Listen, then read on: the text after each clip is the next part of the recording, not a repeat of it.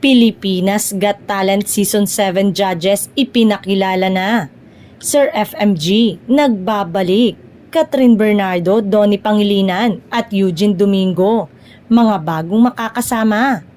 Opisyal na rin na inanunsyo ngayong Biyernes, February 21 ang 4 na individual na magsasanib puwersa para maging power judges sa pagbabalik ng talent search na minahal at tinangkilik ng marami ang Pilipinas Got Talent para sa ika-7 season nito.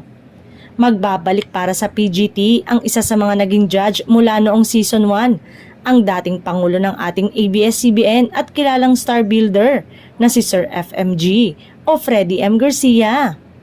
Para sa season na ito, makakasama ni Sir FMG ang 3 sa mga pinakamalalaking pangalan sa industriya. Una ay ang award-winning actress at certified blockbuster star na si Asia's superstar Catherine Bernardo.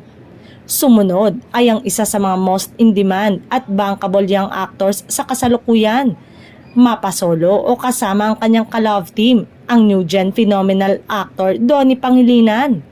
At ang huli, eto na marahil ang kanyang opisyal na pagbabalik kapamilya. Isa sa mga pinakakwelang komedyana, host at actress, mapatelebisyon, pelikula o teatro, ang nag-iisang si Eugene Domingo. At to prepare sa kanilang power combination at sa kanilang kakayanang kumilatis ng galing ng talento ng bawat Pilipino, abangan ang biggest comeback ng taon sa pagbabalik ng Pilipinas Got Talent Season 7.